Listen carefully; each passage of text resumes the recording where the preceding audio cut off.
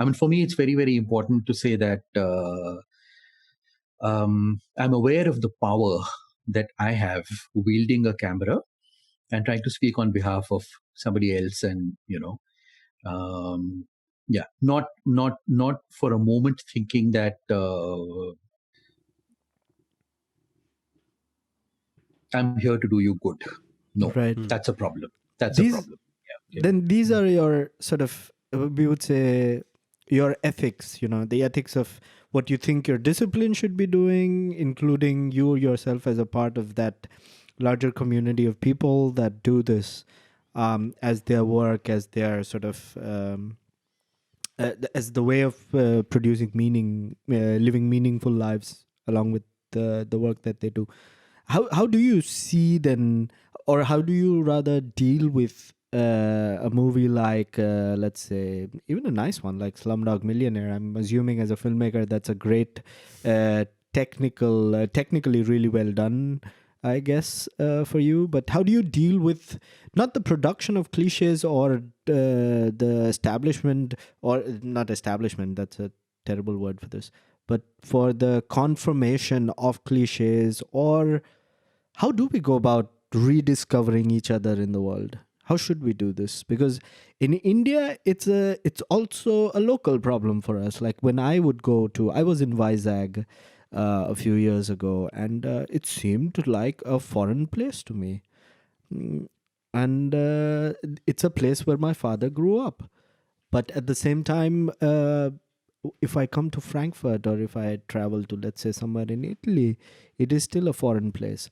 Do you ever think about how we must or should rediscover each other in the world, or even within our country? I also think it's quite impossible to do that on a large cultural, civilizational scale. Yeah. Uh, which is why I think it's important to be aware of the entire politics of representation and the politics of power in Hmm. representation. Mm-hmm. And so while talking about Slumdog Millionaire, um, yes, it is something that is so easy to consume. It's really that image of India is so easy to consume. Um, and why did Slumdog Millionaire get made? Hmm. Slumdog Millionaire got made because Hollywood studios were not getting a toehold in the Indian distribution market because local filmmaking was so strong, and their dubbed versions of films were not really doing very well unless it was a Jurassic Park or something, Yeah. Hmm.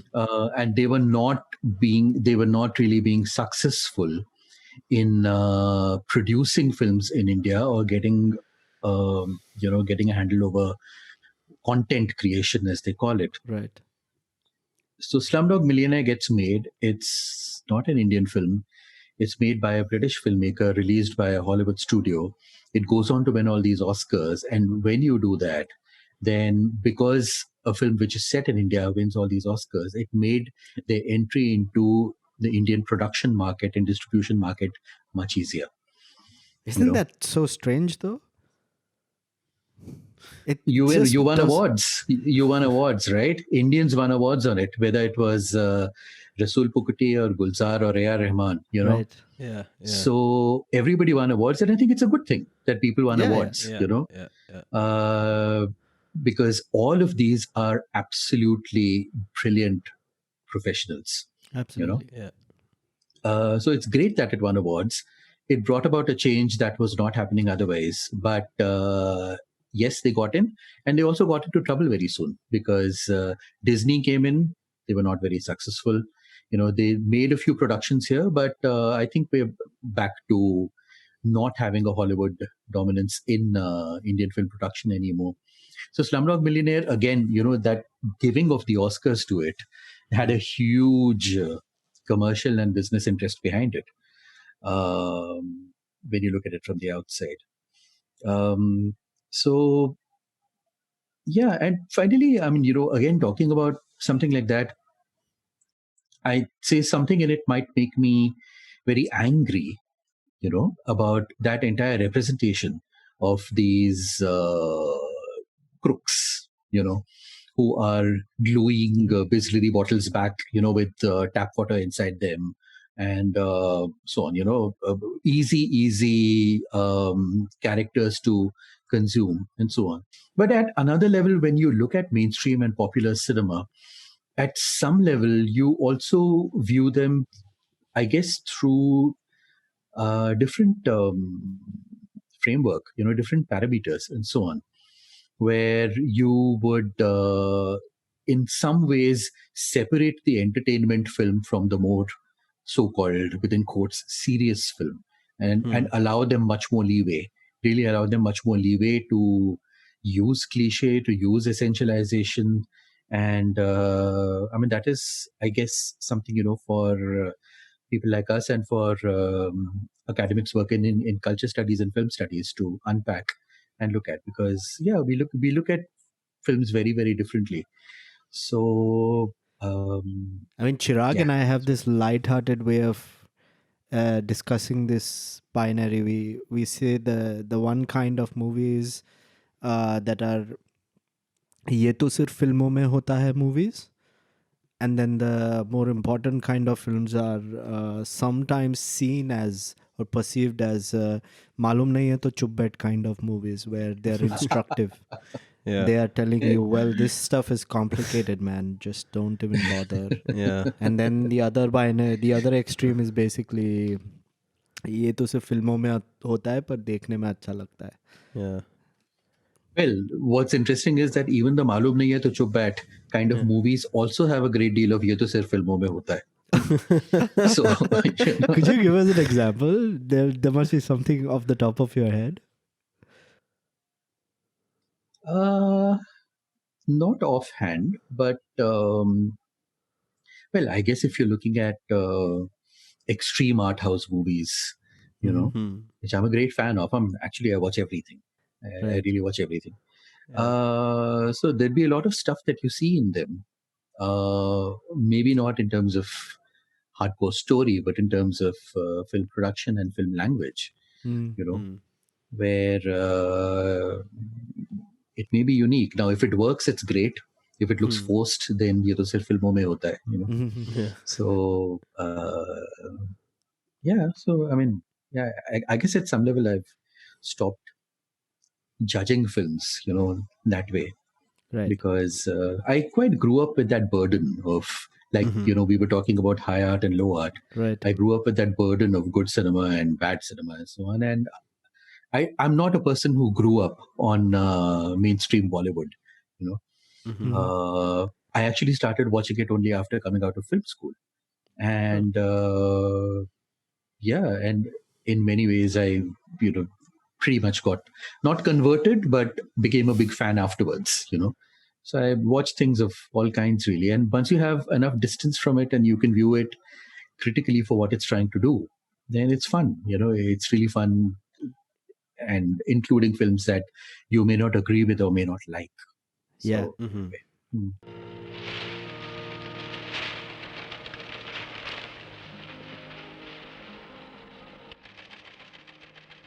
What is crucial, I think, to this entire India-China exchange is what, to use a phrase by Thomas Alea, one of his films, Memories of Underdevelopment. This idea of a memory as against certain kind of an amnesia, you might say, about that particular history.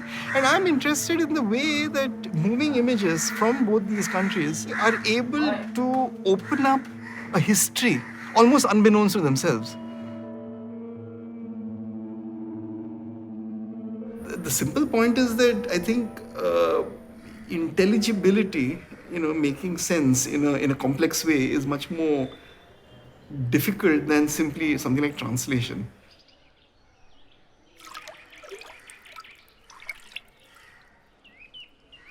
We tend also to be somewhat self-obsessed and tend to be within a certain universe of our own making, and we will say, and we often actually say that if you want to come in to my context and understand what I'm saying, you do it on my terms. It's a kind of a situation where actually immense amount of work has to happen in order to make mere translation acquire intelligibility.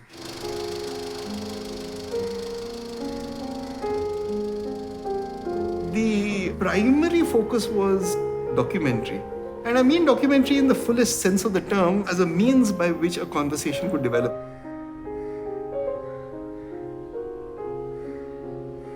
As such, I think that we were very, very quickly interested in two other phenomena, which documentary, it seemed, opened up for us. One was experimental video. And the second was a certain sort of fictional cinema that had worked with the reality effect of documentaries.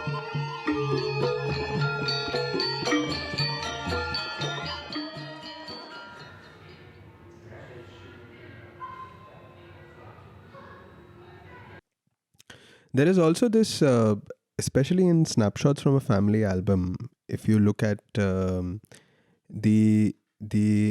idea of the camera shooting something which when you see it as an audience, you feel a certain discomfort.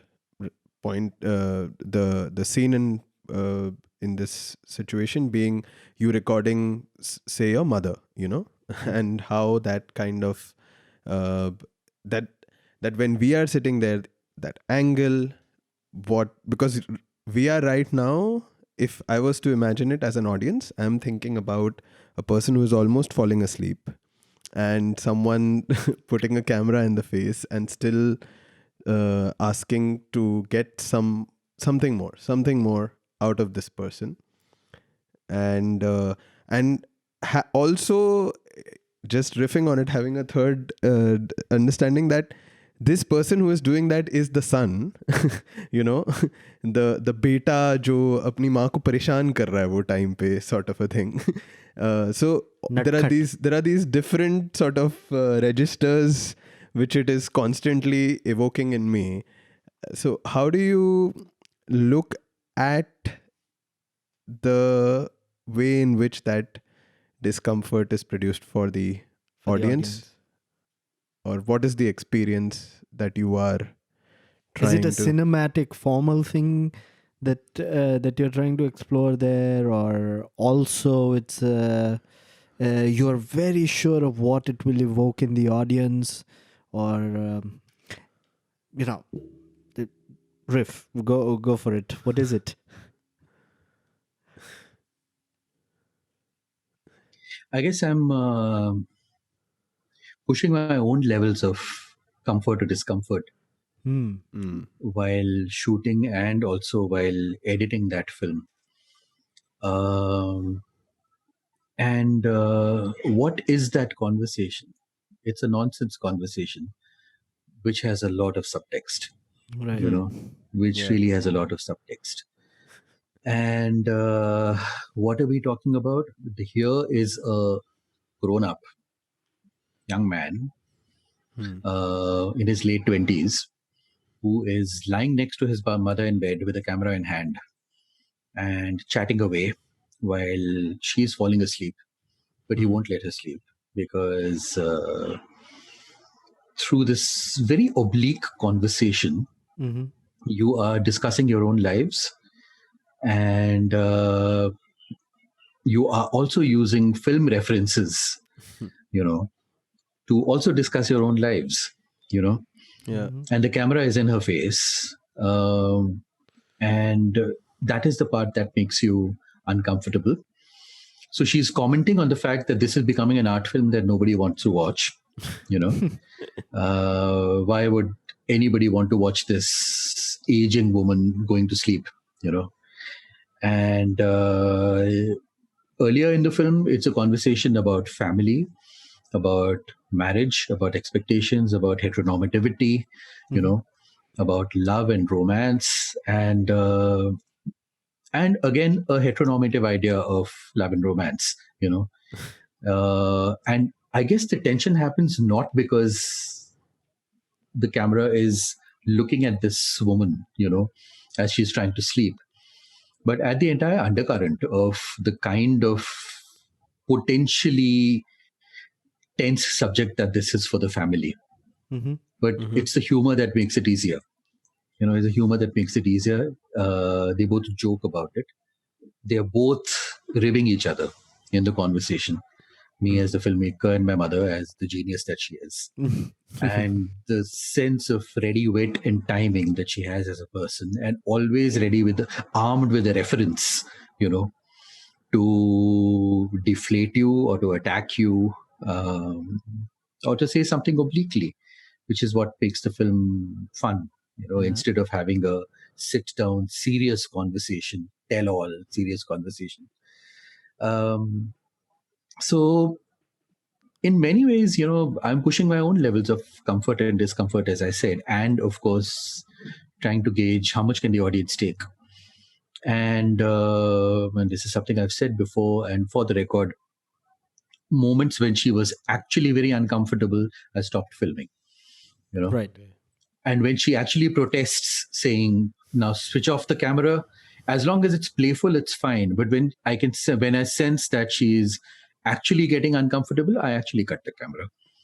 So none of those things, none of the moments that are really private, where they are feeling really exposed, are kept in the edit.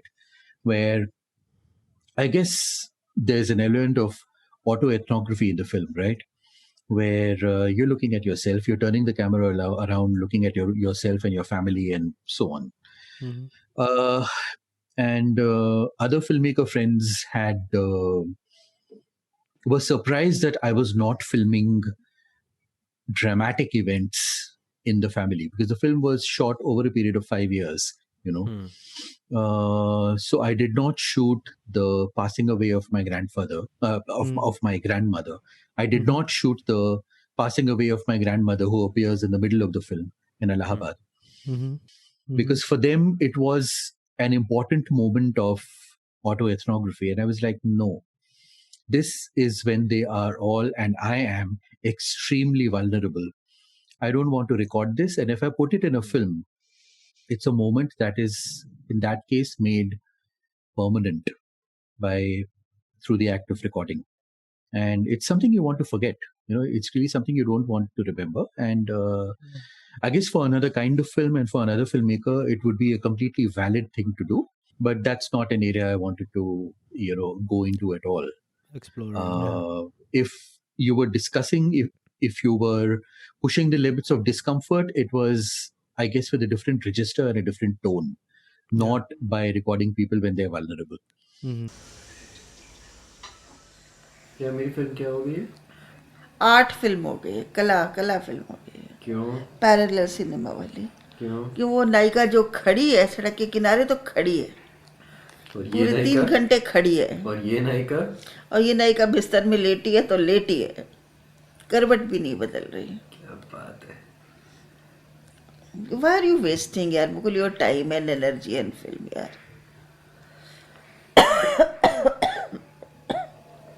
तुम्हें art films अच्छी नहीं लगती क्या?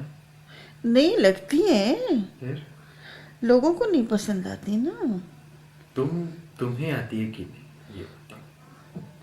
हाँ मुझे तो आती है। तो तुम्हें क्या प्रॉब्लम है मेरी आर्ट फिल्म बनने का? मेरी आर्ट फिल्म की नायिका बनने में तुम्हें क्या एतराज है?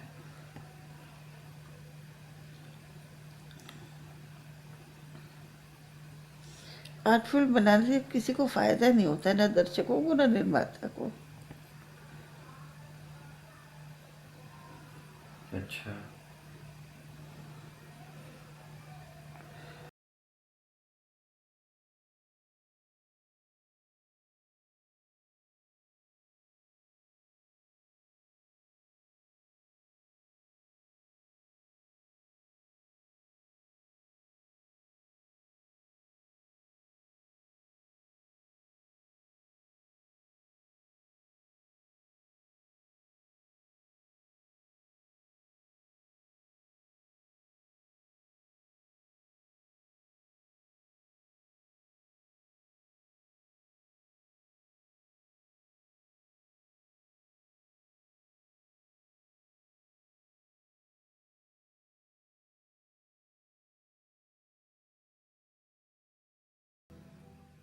And I also think uh, that that kind of portrayal it does is it shatters, uh, I would say nicely, or I would say in a welcome way, the idea of a mother son relationship as shown on screen.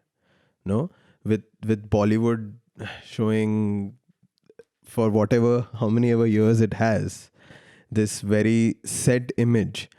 And to be honest, like if say I we both speak about each other's families, and I have over a period of time already sort of started to read into the fact that his relationship with his mother is so diametrically different than mine would be with my mother, and neither of them fall even remotely in the or are so far more nuanced that a category of a mother son relationship as portrayed through images in film cannot be conformed to any of those ideas.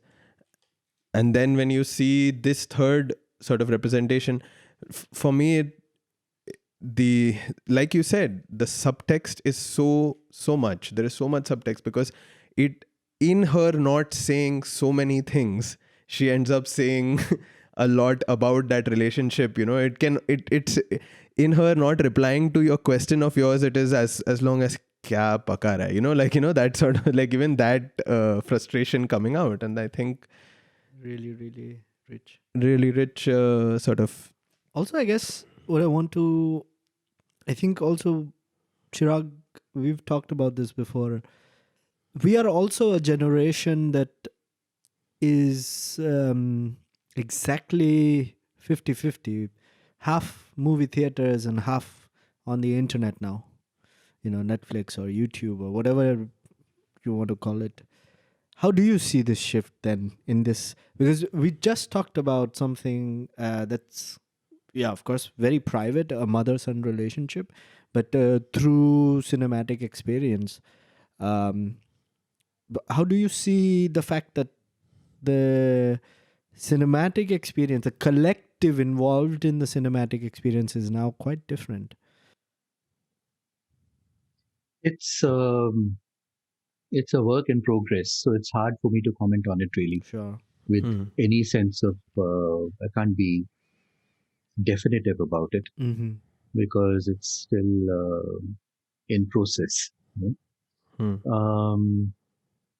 And of course, right now, as we know, COVID has completely screwed everything up.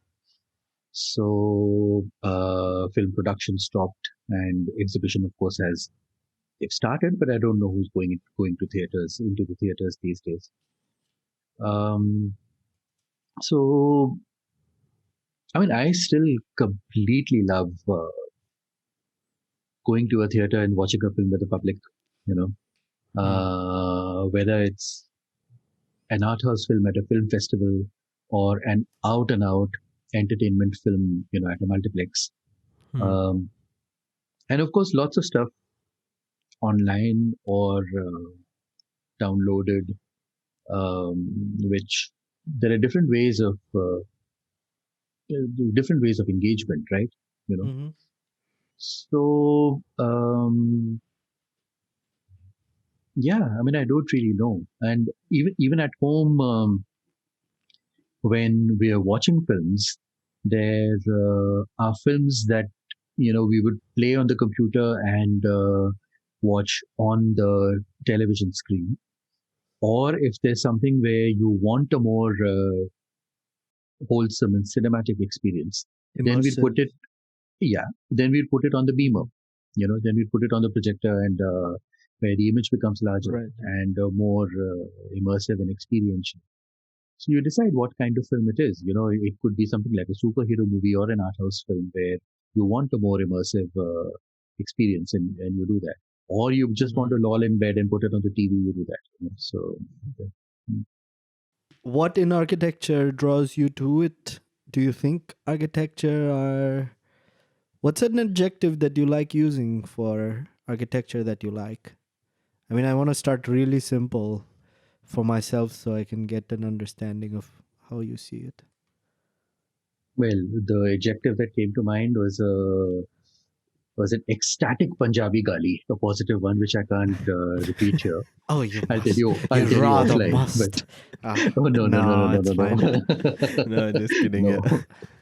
Yeah. I mean, some things are also happy accidents, right? Hmm. Mhm. Where I grew up in Delhi. That's not an accident. Um, had a lot of friends who went into architecture. Hmm. The first profession I thought, one of the first things I thought I would take up as a profession was architecture, Mm-hmm. but my dad talked me out of it. So I'm not sure this is really therapy or otherwise. But he Wise said that, father. why is father? Well, he said You that, and dodged a also bullet. this is pre-computer. So he said architects have to stand in their studios and draft all day and all night. So and yeah, that was in class 9. I was 14 or something. So I switched from that to mechanical engineering, Huh. Oh. which I did not do either. So it was one of those things. Yeah. I guess earlier than that, I wanted to be a Bollywood singer, which I was also talked out of. So that way. But architecture is one of the things that at the age of 14, I considered doing, going Hmm. to the School of Planning and Architecture in Delhi. Yeah. And jokes apart, had a lot of friends. This is also the time when, in which Annie Gives It Those Ones got made, Right. the Yes. Vision's film, which I'm sure the whole world of Indian architects has seen. And then I found myself in film school. There was always this idea of architecture, at the back of my head. And I must say that one had experienced different kinds of architecture, whether it was state architecture or colonial architecture while growing up in Delhi as a child and school and college. When you're taken to places and you look at them, like Fatehpur Sikri, you know, Right.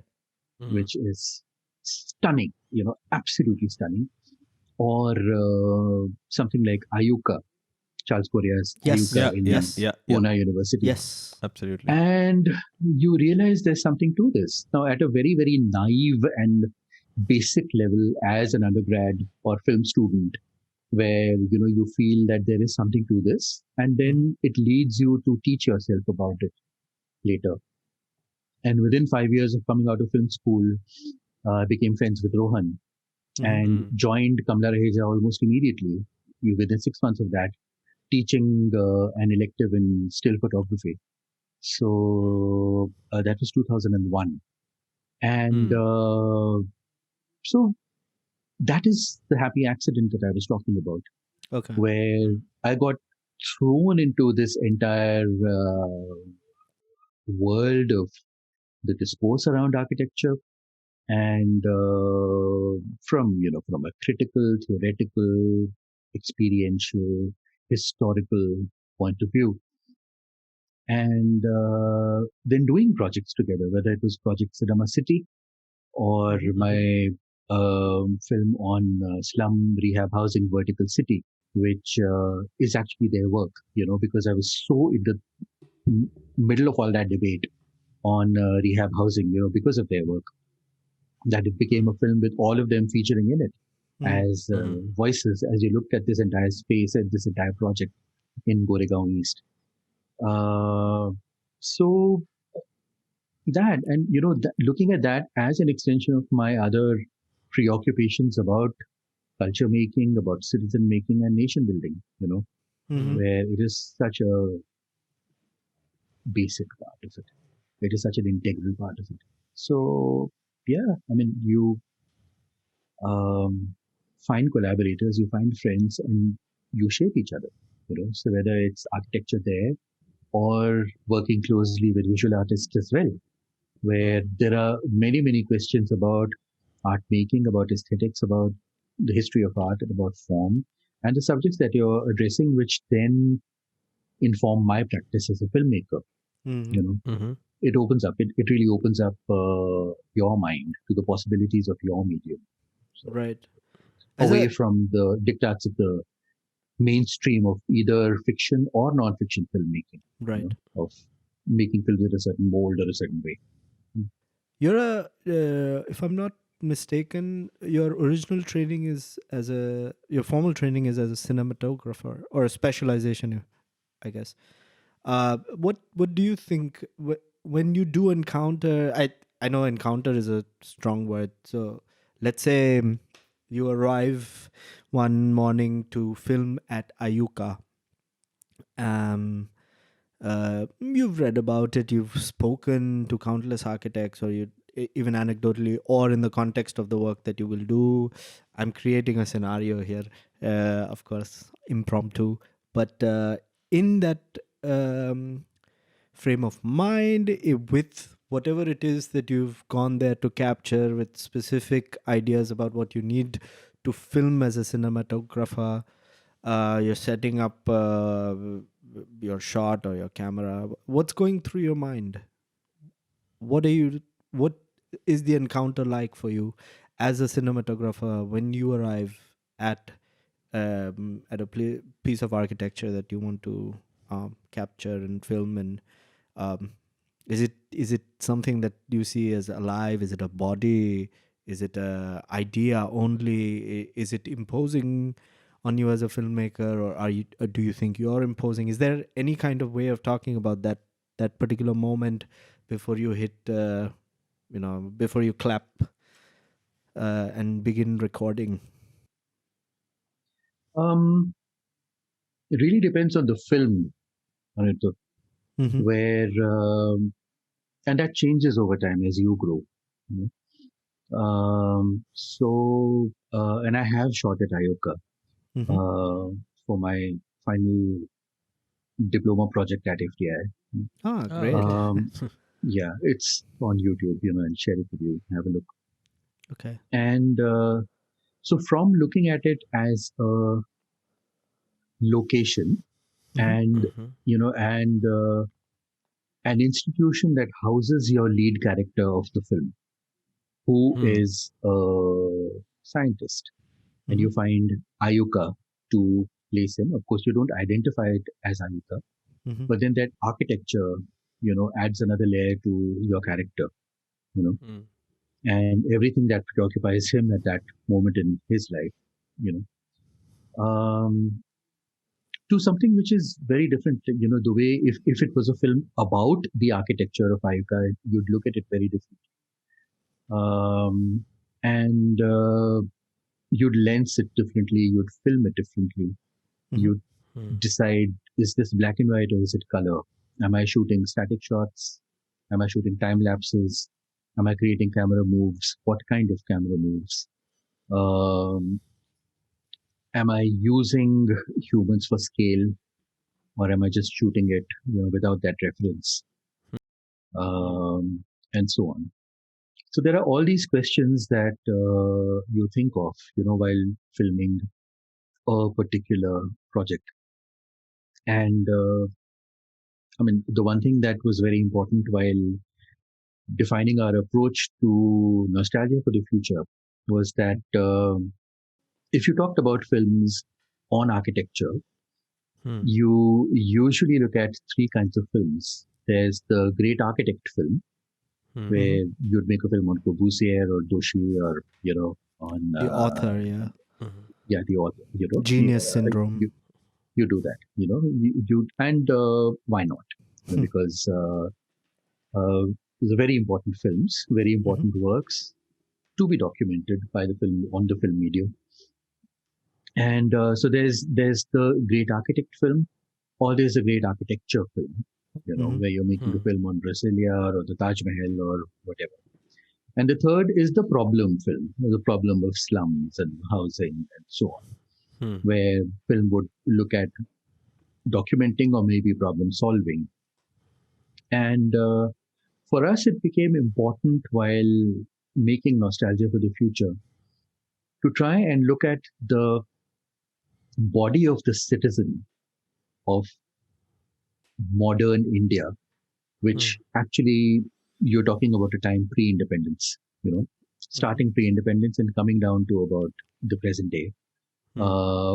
What is the body of that citizen, and what is the kind of house that is made for this idea? There are 5 different ideas in the film, of the citizen, and then how do you treat each of those segments separately, and in using different kinds of filming techniques.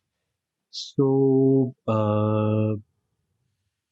while treating each of those segments of nostalgia, we kept all this in mind. And of course, you are starting with this idea in your head, but you're also responding to a location. Form is very important, in general, even otherwise, while approaching a film. Unless I have a form in head while filming, I find it hard to operate. So the form of those buildings is important. How do you frame them? How do you lens them? What kind of light are you using? Because buildings are so much about light, right? Light and ventilation and so on, and the experience of that entire space. When are you filming? Are you lighting it artificially or not? Is it color? Is it black and white? Like I said, and if you've seen Nostalgia, it uses both digital video and 16mm film. So are we shooting this on film? Are we shooting this on video? Are we shooting both? And then working with them in post. And of course, there's the entire sense of the archival of the housing films from the Films Division archive, which are looking at that entire process of building homes for people, for the public, So, so it's that complex approach that we took while looking at those spaces there. But otherwise, yeah, if you tell me to respond to a place like Ayuka, I guess it will really depend on the film that I'm making at that point of time. Right. So every project is a very specific thing that you construct beforehand, and you arrive having a very decent level of clarity towards what you're going to do, and then you're waiting for your happy surprises, if any. Absolutely. It's also, there are times when you're not able to see something beforehand and you land up. Right. And then you just draw on your memory and experience, to respond to it and then film it as you find might be useful or might be effective. Or just, like I said, references are very important to me, while working. So then try and remember a work that you might refer to it. Say, okay, I'm going to film it like X building is shot in this particular film. Right. And yeah. That's right. And as architects, I also ask this. Of course, it's a bit vague for us, and thank you so much for sort of putting up with our vagueness. But we also ask, because as architects, we often look at filmmaking for how things are seen, just because of the amount of difference that cameras can capture, as opposed to the eye, because we formalize that difference in terms of orthographic projections, images, video. We constantly want another way of seeing the same thing.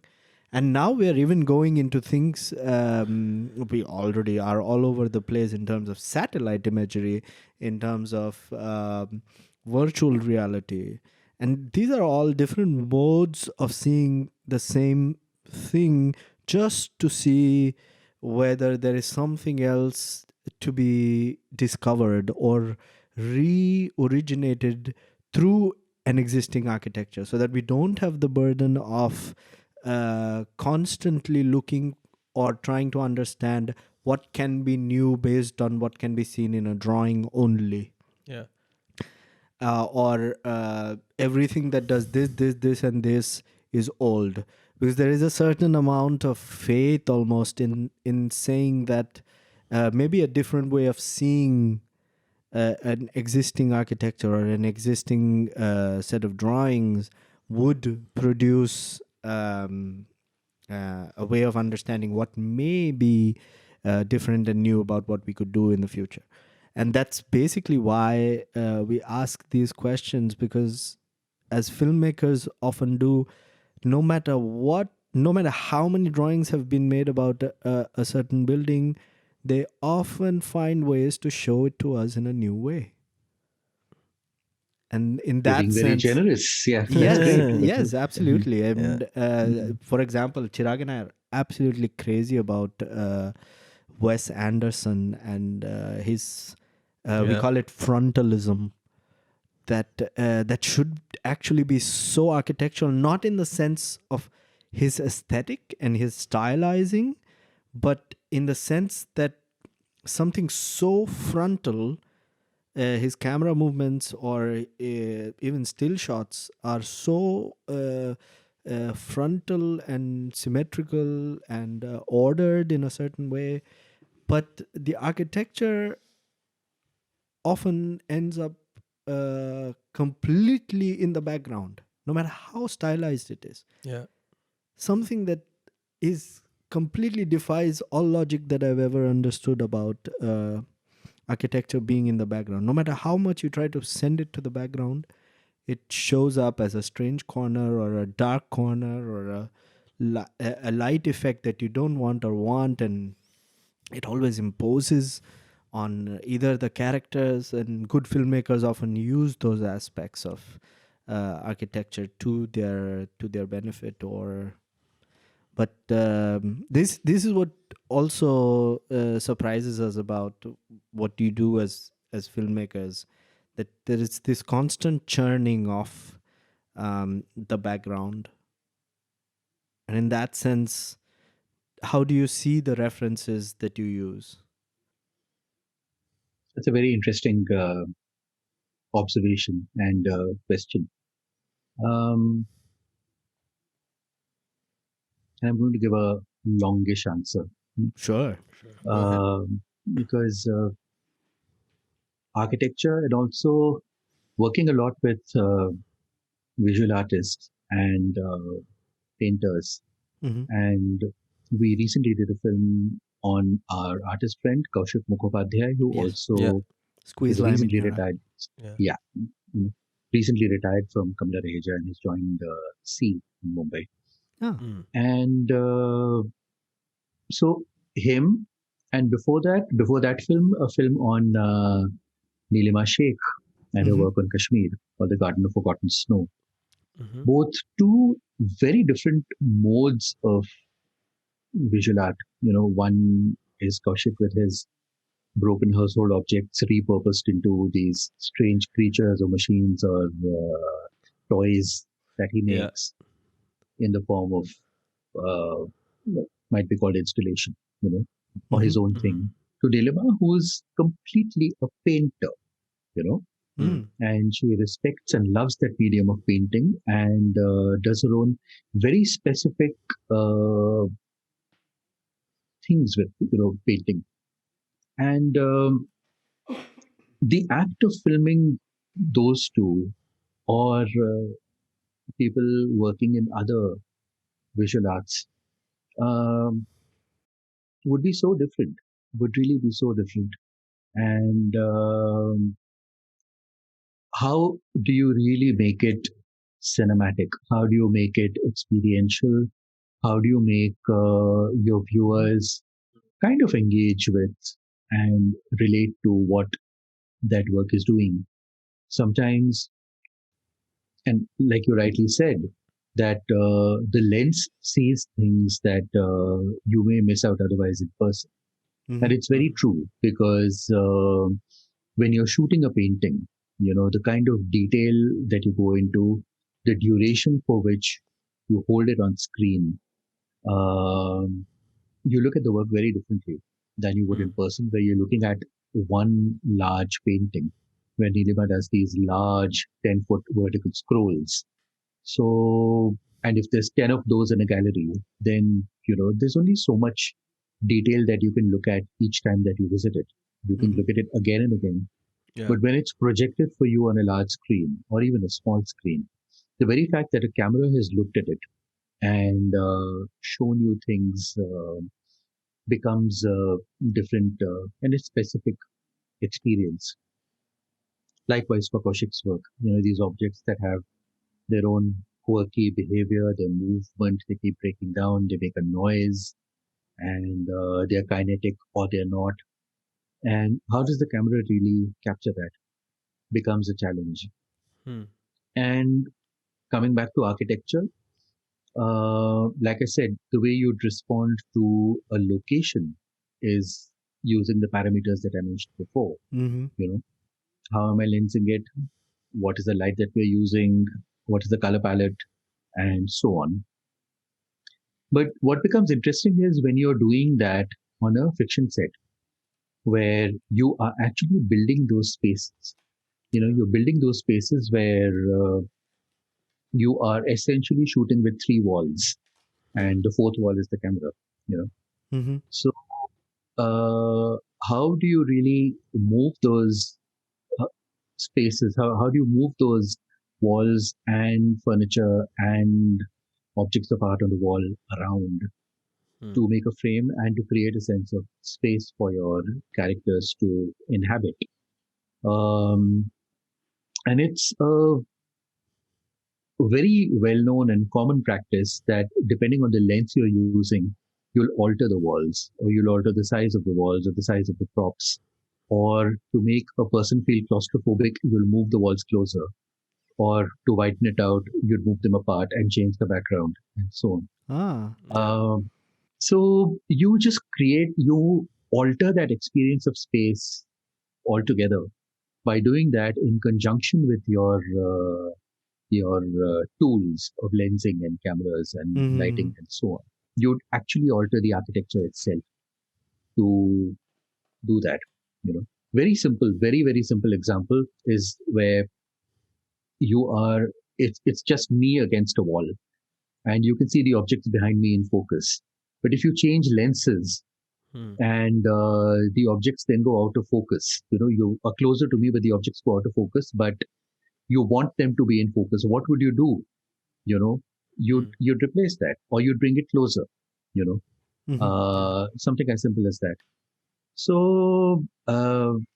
and that becomes fun, for the production designer, for the filmmaker, and the entire team, including the camera person, to be able to play with your medium Mm-hmm. and Hmm. tease your medium and trick the medium Yeah. into doing things, to actually alter reality. So that example you gave of Wes Anderson is, of course, a very, very pertinent one, in the way in which he uses space. Um, Because we yeah, also sense that as a filmmaker, um, your the discipline has a much better grasp of human sort of temporal experience. Let's say, whenever architects design a space, they always want to say the words, "In this space, you're going to feel like this."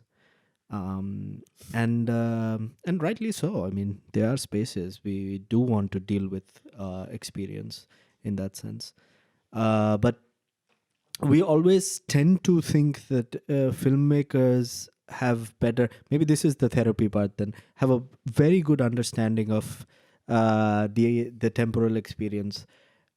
What do you think within just from your interaction with architects, what do you think, or how do architects think about it differently, or what ends up in architecture based on how architects think about it? well, you are being a little romantic, right, about filmmaking in general.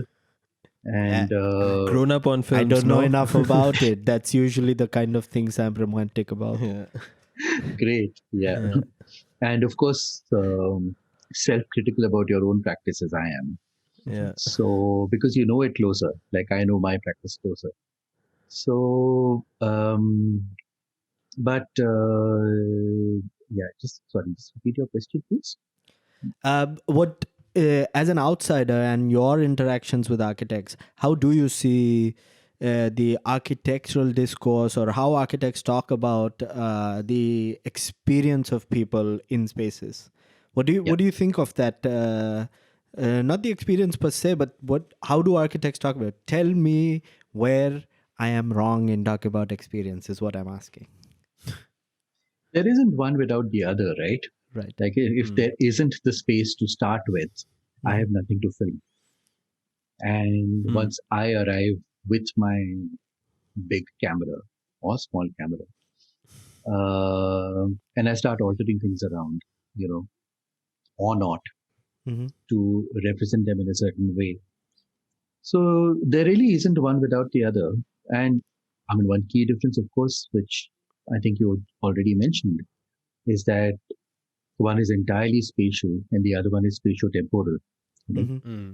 So that element of time that just gets added, of course, it's temporal in the way in which we live in architecture, right? You know, Mm-hmm. in our homes, in our offices, in our spaces, in our cities, and so on. So that element of temporality is very much there. But when you're held captive to a seat in an auditorium or on your sofa, watching things on a screen, and so that informs your temporal experience of that space. And hopefully, if the film is half decently made, then you'll see it in a particular way. Mm-hmm. Um, Jokes apart, really. I mean, it the challenge is to be able to bring out and play with that element of temporality in a space. Um, you know, using actors or not, characters or not, and yeah, making it experiential, immersive, and all of the above. And honestly, whether it's there is no cinema, there is no photography without a scene to start with, right? Mm-hmm. You know, whether it involves a work of architecture or not, even if it's landscape, there is no photography without it. So there are times when I'm in difficult situations while filming, where you suddenly arrive in somebody's house and they only have white walls, you know, which is the classic nightmare situation for somebody who's going to use lights. You know? Yeah. And what do you do then? How do you work around it? And so on. So, you know, my response to a lot of filmmakers when I'm working as a camera person is that I start with the scene that's given to me that involves the architecture. After that, you know, it's the production design, what is within the frame. It is what the person is, what his or her skin tone is, what are they wearing, and so on. And I can only start lighting after that. You know, after these given, this set of givens is defined, I can only start lighting and framing after that. So you define a frame and then fix everything within it in terms of color tones, in terms of layouts, in terms of people. And this also involves the architecture of, I guess, um, people's features, you know, where you realize that um, actors and actresses are known to have their flattering sides and unflattering sides and so on, you know. You could be using makeup for glamour. You could be using makeup as a corrective device just to fill in eyeshadows, eye holes, and so on. You know, just to raise your cheekbones a bit. So I start with what's given to me, and then I build on it. So there isn't one without the other, really. Okay.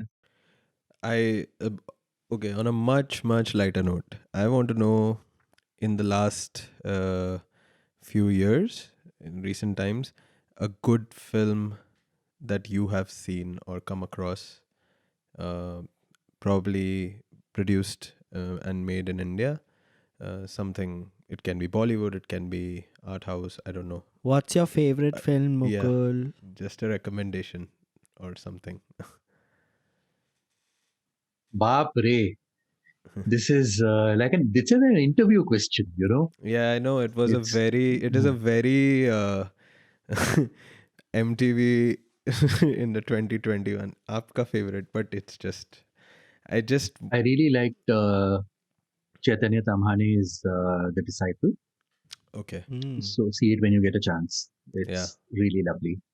I really liked Paranjit's Kala. And again, see it. I don't know if it's available online anyway, but the way in which using the entire mainstream mode, casting Rajnikant in it, setting it in Dharavi, and the way he's dealt with cast is phenomenal. Absolutely phenomenal. On the same subject, I really like Nagaraj Manjule's Pantry. Uh, and I'm actually quite a big fan of the mainstream because, I feel that what they managed to achieve is far greater, really far, far greater. And I'm talking as a documentary filmmaker here, far greater than what we can ever dream of reaching. Another film that everybody absolutely hates and I think is a remarkable piece of work is Student of the Year, the first one, not the second Oh, one. really? You know? Yes. Especially the way in Discuss. which it deals with queer sexuality. Yeah. It's a hugely subversive film, hugely subversive film. I'm a big fan of Sanjay Leela Bansali, not Padmavat, but much of his other work for the absolute Detail. spectacle that he creates. Yeah. The spectacle that he creates. So much, yeah. I think it's been a very, very rich time in Indian filmmaking, whether you're looking at the mainstream or otherwise. Yes, everything that I've named so far is largely Hindi, except for two Marathi films. So yeah, I'm talking about that. It's nice. Do you have any questions for us? What are your favorite films? Go. Oh, actually, some of the things you mentioned are common. Yeah. Of course, when I'm around people who know me and won't judge me for being a snob that I am, I do mention people like Belatar because I think he helps me just build patience. And I love the way the camera works. I don't know what I'm looking at, but it's just an aesthetic experience for me. I really, of course, like Wes Anderson, Sanjay Leela Bhansali. I've been crazy about the Japanese, of course, Kurosawa first. I've seen everything I think he's ever made. That's not possible, actually, but yeah. No, it is And- possible. Really? In this day and age, everything is possible. Yeah, and if you're a pirate, you're a very happy man.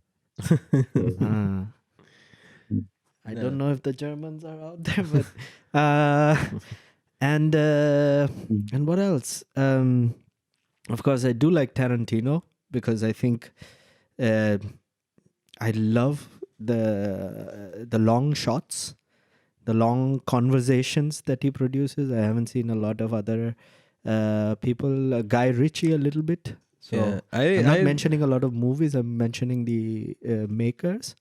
No, No, but of I course. would Yeah. mention, if I would mention Once Upon a Time in Hollywood, I love that movie just because of how subversive it is of Tarantino's work himself, like he takes all his devices that he has in all his movies before that established and then subverts them within the movie itself. And for me that was Right. so fun because the Tarantino movie is just about that particular movie is just about now I can make a movie where I can create these experiential scenarios and it can have no story behind it anymore. The Right. the Right. device can work as the device itself, Right. it's a So if you were to creation tell me about films on architecture that made you notice both filmmaking and architecture. films on architecture which notice both. Okay. That's a It's a good one. I don't think I can think of one. Yeah, even me either. I don't know, but I would. There are I ones would where- say. I would say that Vishal Bharadwaj looks a lot. His backgrounds, the backgrounds in his film, are very well sort of constructed, and architecture does play an important role in sort of being the background of the life that he's trying to represent, because if You're he, right. yeah. Do So you have an example? I think we were discussing this scene in Heather where the zoom out happens when they are shooting in sort of Kashmir. You remember the? Yeah. Do you want to? No. It's this. So it's this. Is this? So during the filming of the song, it is when Shahid Kapoor is standing all alone in that. And you know, it's that point where he has kind of gone crazy, where Heather has reached and become kind of crazy, and then for no reason at all, but there is a sort of zoom into a top view where so many people have gathered in one place and are listening to him, which is a very Right. At Lal Chowk in Srinagar, that one. yes, which is not Right. which is Yeah. fictionalizing a scenario, to put it mildly, and then he comes back into that scene. So to kind of create those sort of situation, I think he works at both scales. One scene and one song where he does it very, very beautifully is the song O Sathi Re in Omkara. Omkara, yes. I didn't think about yes. that. I don't know why. I have actually It's said beautiful. the same thing. It's so beautiful. It's beautiful, where it moves in and out of spaces, following characters, losing them, finding them again, going up on the terrace, coming down, entering a room, and all in slow motion. It's quite a feat, both in the way in which it's imagined and executed. It's really quite a feat. It's very beautiful, and the song is lovely. So, I like that. All right. Okay. All right. I think that's all the questions that we have. Thank you so much for doing this. It's been an absolute pleasure talking to you. Really, I'm like not able to say much anymore. I'm full of stuff. And right wow. हो गया 2.5 घंटा हो गया. It's 2 hours and 23 minutes according to my timer. Correct. So, but thanks a ton, guys. This was great fun, and all the best with your project and everything else. So, I look forward to this. Yes. Thank you so much. Thank you so much. So there you go, guys. Hope you enjoyed that conversation. Make sure to check out our channel. It's broadcast::interrupted on YouTube. There are many other episodes already available. Stay tuned for more such content coming ahead.